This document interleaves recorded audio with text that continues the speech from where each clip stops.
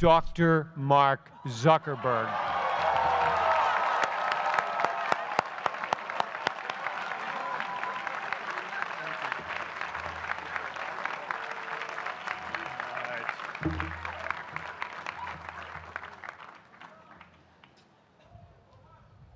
I love this place. Thank you all for coming out in the rain, the pouring rain. We're going to make this worth it for you. President Faust, Board of Overseers, faculty, friends, alumni, proud parents, members of the ad board, and graduates of the greatest university in the world.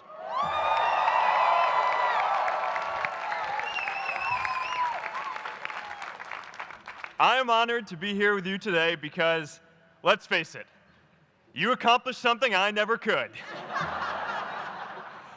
If I get through this speech today, it'll be the first time I actually finish something here at Harvard. Class of 2017, congratulations.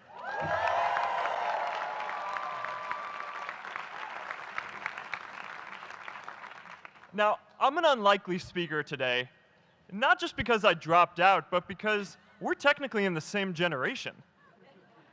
We walked this yard less than a decade apart. We studied the same ideas and slept through the same Act 10 lectures. We may have taken different roads to get here, especially if you came all the way from the Quad. But today, I want to share what I've learned about our generation and the world we're all building together. But first, these last couple of days have brought back a lot of good memories. How many of you remember exactly where you were and what you were doing when you got that email telling you got into Harvard?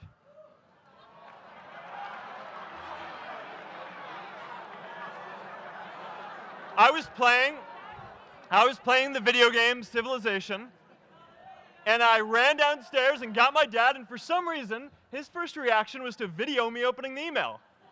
That could have been a really, really sad video. But I swear, getting into Harvard is the thing my parents are most proud of me for. My mom is nodding. You all know what I'm talking about. Look, guys, it's tough to beat this. You'll see when you get out there. How many of you remember your first lecture here at Harvard? Mine was Computer Science 121 with the incredible Harry Lewis. Harry. I was running late for class, so I threw on a t-shirt, and I didn't realize until afterwards that I put it on inside out and backwards, and my tag was sticking out the front. I couldn't figure out why no one in class would talk to me. Except for this one guy, KX Jin. He just went with it. We started doing our problem sets together, and now he runs a big part of Facebook. And that, class of 2017, is why you should be nice to people.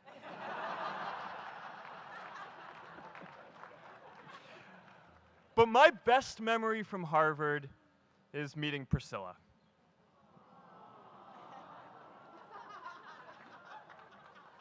I had just launched this prank website, FaceMash, and the ad board wanted to see me. Everyone thought I was going to get kicked out. My parents drove up here to help me pack my stuff. My friends threw me a going-away party. Who does that? As luck would have it, Priscilla was at that party with her friends, and we met in line for the bathroom in the Foho Bell Tower, and in what must be one of the all-time most romantic lines, I turned to her and said, "I'm getting kicked out in 3 days, so we need to go on a date quickly." Actually, any of you graduating today can use that line. "I'm getting kicked out today. We need to go on a date fast." I didn't end up getting kicked out. I did that to myself. Priscilla and I started dating, and, you know, that movie made it. It wasn't. But without FaceMash, I never would have met Priscilla. And Priscilla's the most important person in my life. So you could still say it was the most important thing I built in my time here.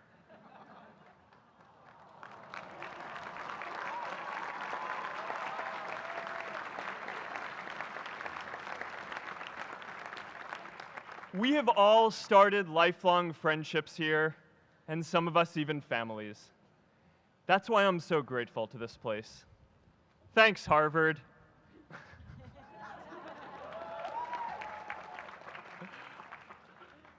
Today, I want to talk about purpose. But I'm not here to give you the standard commencement about finding your purpose. We're millennials. We try to do that instinctively. Instead, I'm here to tell you that finding your purpose isn't enough. The challenge for our generation is to create a world where everyone has a sense of purpose. One of my favorite stories is when JFK went to go visit the NASA Space Center, and he saw a janitor holding a broom, and he asked him what he was doing, and the janitor replied, "Mr. President, I'm helping put a man on the moon." Purpose is that feeling that you are a part of something bigger than yourself, that you are needed, and that you have something better ahead to work for. Purpose is what creates true happiness. And you are graduating at a time when this is especially important. When our parents graduated, that sense of purpose reliably came from your job, your church, your community. But today, technology and automation are eliminating many jobs. Membership in a lot of communities has been declining, and a lot of people are feeling disconnected and depressed and are trying to fill a void in their lives. As I've traveled around, I've sat with children in juvenile detention and opioid addicts who've told me that maybe their lives would have turned out differently if they just had something to do, an after-school program or somewhere to go. I've met factory workers who know their old jobs aren't coming back and are just trying to find their path ahead. For our society to keep moving forward, we have a generational challenge to not only create new jobs, but create a renewed sense of purpose. I remember that night I launched Facebook from that little dorm in Kirkland House. I went to Noakes with my friend KX, and I remember telling him clearly that I was excited to help connect the Harvard community, but one day someone would connect the whole world. The thing is, it never even occurred to me that that someone might be us. We were just college kids. We didn't know anything about that. There were all these great big technology companies with all these resources, and I just assumed one of them would do it. But this idea was so clear to us that all people want to connect. So we just kept working on it, day after day after day. And I know that a lot of you are going to have your own stories just like this. A change in the world that seems so clear that you are sure someone else is going to do it. But they're not. You will. But it's not enough to have that purpose yourself. You also have to create a sense of purpose for others. And I found that out the hard way. You see, my hope was never to build a company. I wanted to have an impact. And as all these people started joining us, I just assumed that that's what they wanted to do too. So I never took the time to explain what it was that I hoped we'd build. A couple years in, some big companies wanted to buy us. I didn't want to sell. I wanted to see if we could connect more people. And we were building the first version of Newsfeed at the time, and I thought, if we could just launch this, it could change how we all learn about the world. Nearly everyone else wanted to sell. Without a sense of higher purpose, this was their startup dream come true, and it tore our company apart. After one particularly tense argument, one of my close advisors told me if I didn't agree to sell the company right now, I would regret that decision for the rest of my life. Relationships were so frayed that within a year or so, every single person on our management team was gone. That was my hardest time leading Facebook. I believed in what we were doing, but I felt alone. And worse, it was my fault. I wondered if I was just wrong, an imposter, a 22-year-old kid who had no idea how things actually worked. Now, years later, I understand that is how things work when there's no sense of higher purpose. So it's up to all of us to create it so we can all keep moving forward together. And today, I want to talk about 3 ways that we can create a world where everyone has a sense of purpose. By taking on big, meaningful projects together. By redefining equality so everyone has the freedom to pursue their purpose. And by building community all across the world. So first, let's take on big, meaningful projects. Our generation is going to have to deal with tens of millions of jobs replaced by automation like self-driving cars and trucks. But we have the potential to do so much more than that.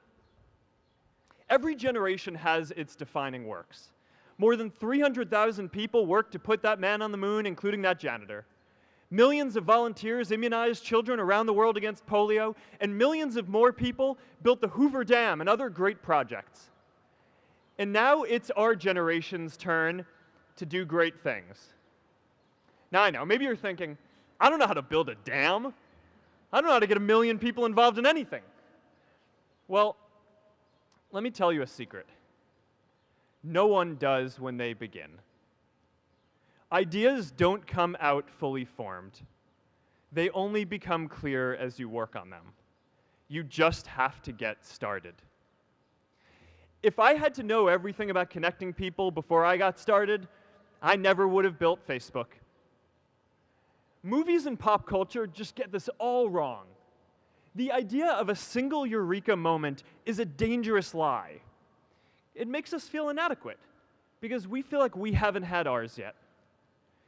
And it prevents people with seeds of good ideas from ever getting started in the first place. Oh, and you know what else movies get wrong about innovation? No one writes math formulas on glass, okay? All right? That's not a thing, okay?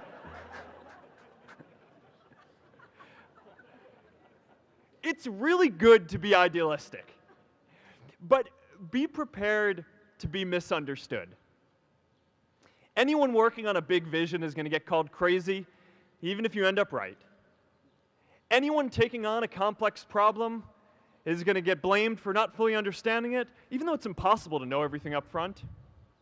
Anyone taking initiative will always get criticized for moving too fast because there's always someone who wants to slow you down.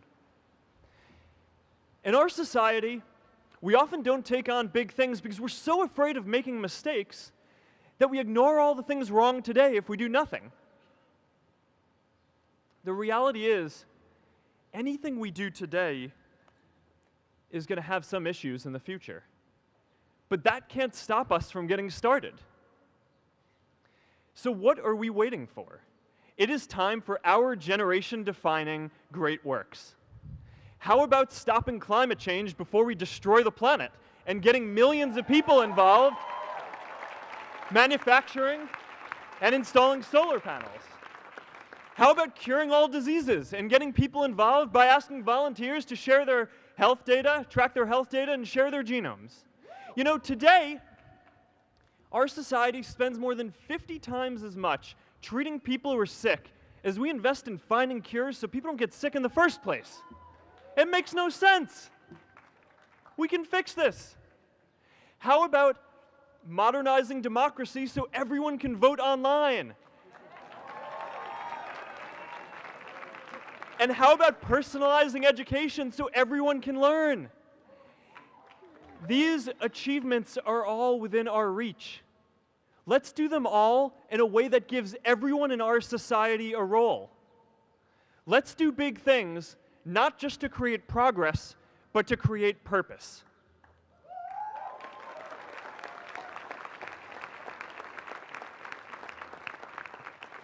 So taking on big, meaningful projects together is the first thing we can do to create a world where everyone has a sense of purpose.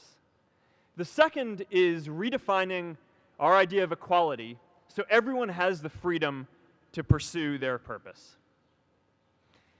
Now, many of our parents had stable jobs throughout their careers, but in our generation, we're all a little entrepreneurial, whether we're starting our own projects or finding our role in another one. And, that's great, because our culture of entrepreneurship is how we create so much progress.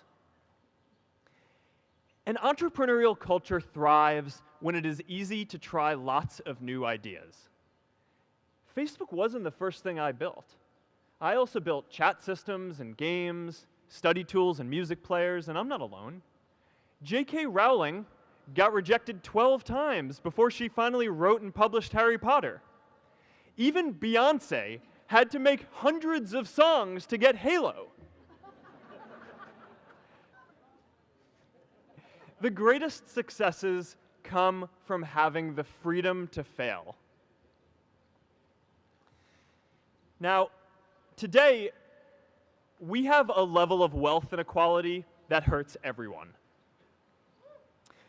When you don't have the freedom to take your idea and turn it into a historic enterprise, we all lose. And right now, today, our society is way over-indexed on rewarding people when they're successful, and we don't do nearly enough to make sure that everyone can take lots of different shots. Now, let's face it, there is something wrong with our system when I can leave here and make billions of dollars in 10 years, while millions of students can't even afford to pay off their loans, let alone start a business.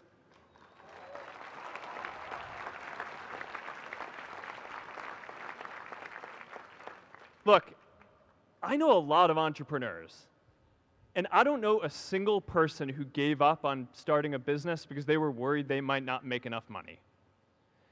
But I know too many people who haven't had the chance to pursue their dreams because they didn't have a cushion to fall back on if they failed.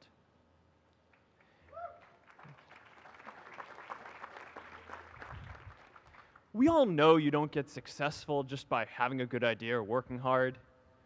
You get successful by being lucky too. If I had to support my family growing up instead of having the time to learn how to code, if I didn't know that I was going to be fine if Facebook didn't work out, then I wouldn't be standing up here today. And if we're honest, we all know how much luck we've had to get to this point in our lives. Every generation expands its definition of equality. Previous generations fought for the vote and civil rights. They had the New Deal and Great Society. And now it's time for our generation to define a new social contract.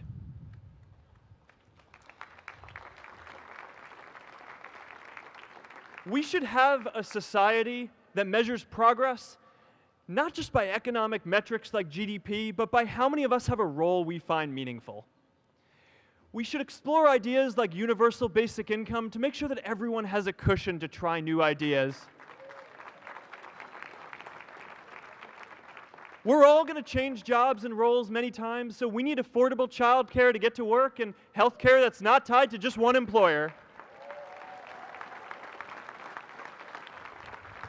And we're all going to make mistakes.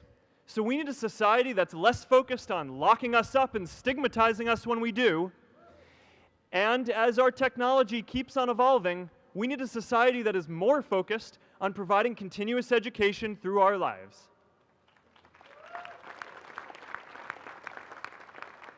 And yes, giving everyone the freedom to pursue purpose isn't going to be free. People like me should pay for it. And a lot of you are going to do really well, and you should too.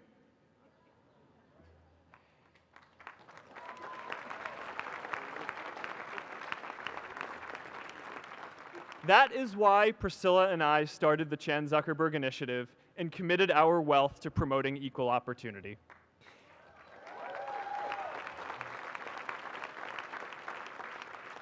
These are the values of our whole generation. It was never a question of if we were going to do this. The only question was when. Millennials are already one of the most charitable generations in history. In just 1 year, more than 3 in 4 US millennials donated to charity, and more than 7 in 10 raised money for another one. But it's not just about giving money. You can also give time. And I promise you, if you just take an hour or two a week, that's all it takes to give someone a hand and help them reach their potential. Now, maybe you're thinking, that's a lot of time. I'm not sure if I have that much time. I used to think that. You know, when Priscilla graduated from Harvard, she became a teacher. And before she'd do education work with me, she told me that I needed to get my own experience teaching a class. At first, I complained. I said, you know, I'm kind of busy. I'm running this company. But she insisted. So I taught an after-school program at the local Boys and Girls Club on entrepreneurship. I taught those kids lessons on product development and marketing, and they taught me what it was like growing up feeling targeted for your race, and what it's like having a family member in prison. I shared stories of my time in school, and they shared their hope that one day they would get to go to college too. For 5 years, I've had dinner with those students every month. One of them even threw Priscilla and me our first baby shower. And next year, they're going to college. Every one of them, first generation in their families. We can all make time to give someone a hand. Let's give everyone the freedom to pursue purpose, not just because it's the right thing to do, but because when more people can turn their dreams into something great, we are all better for it.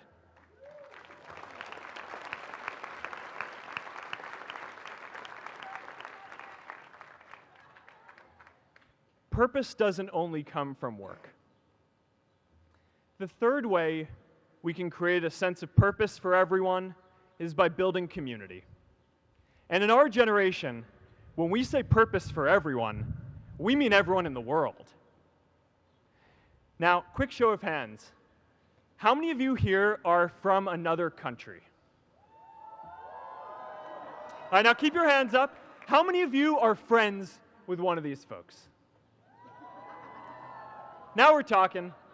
See, we have grown up connected. In a recent survey of millennials around the world, asking what most defines our identity, the most popular answer wasn't nationality, ethnicity, or religion. It was citizen of the world. That's a big deal.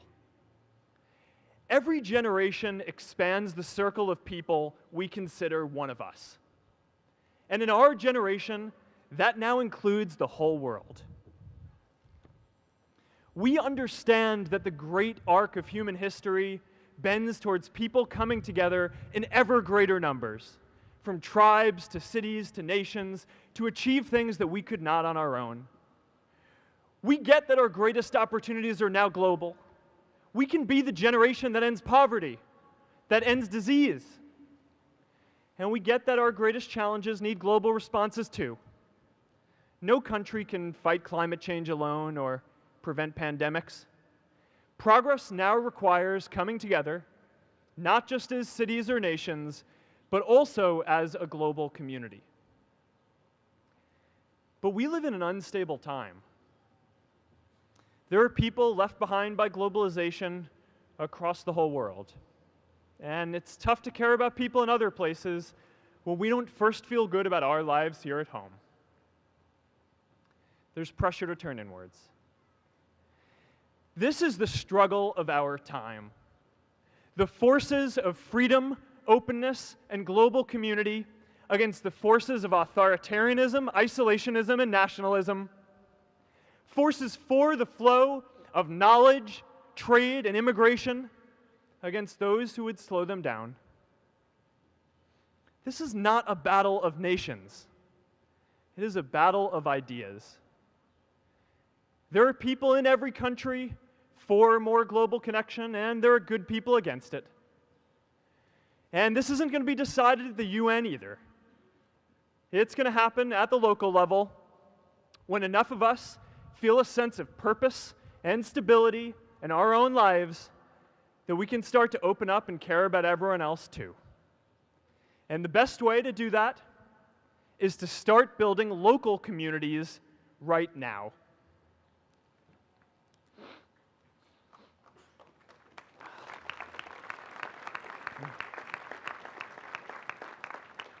Whether our communities are houses or sports teams, churches or a cappella groups, they give us that sense that we are a part of something bigger, that we are not alone. They give us the strength to expand our horizons. And that's why it's so striking that over the past few decades, membership in all kinds of communities has declined by as much as 1/4. That's a lot of people who now need to find a sense of purpose somewhere else. But I know that we can rebuild these communities and start new ones because many of you already are. I met Agnes Segoye, who's graduating today. Agnes, where are you?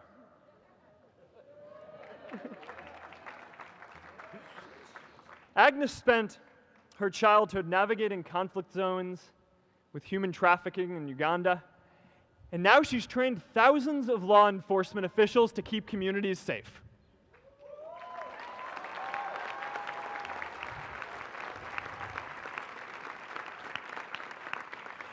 I met Kayla Oakley and Neha Jain. We're graduating today too. Stand up, guys. Kayla and Neha started a nonprofit that connects people suffering from chronic illnesses with people in their communities who are willing to help out.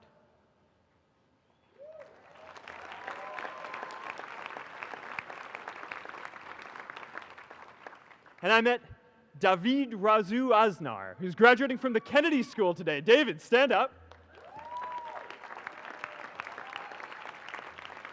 David is a former city councilor who fought to make Mexico City the first Latin American city to pass marriage equality, even before San Francisco.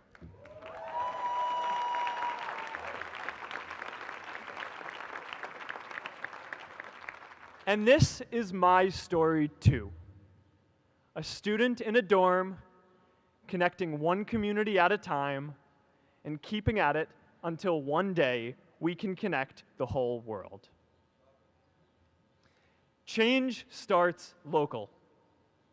Even global change starts small with people like us. In our generation, the struggle of whether we connect more, whether we achieve our greatest opportunities, comes down to this: your ability to build communities and create a world where every single person has a sense of purpose.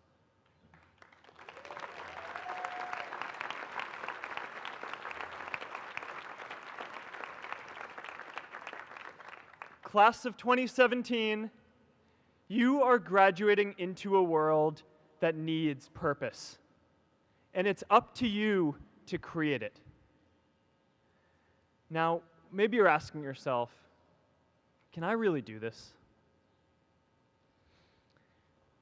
Well, remember when I told you about that class I taught at the Boys and Girls Club? One day after class, I was talking to my students about going to college, and one of my top students raised his hand and said that he wasn't sure he could go to college because he's undocumented. He wasn't sure if they'd take him.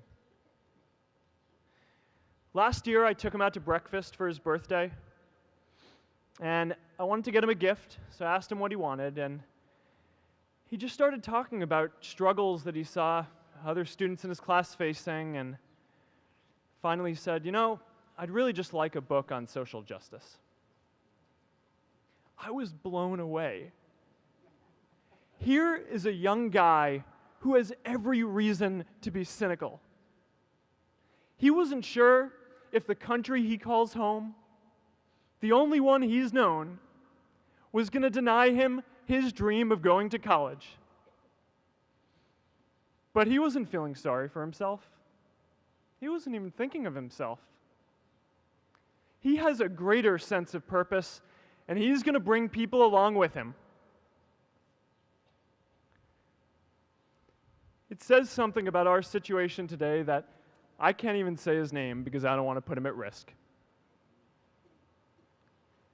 But if a high school senior who doesn't know what the future holds for him can do his part to move the world forward, then we owe it to the world to do our part too.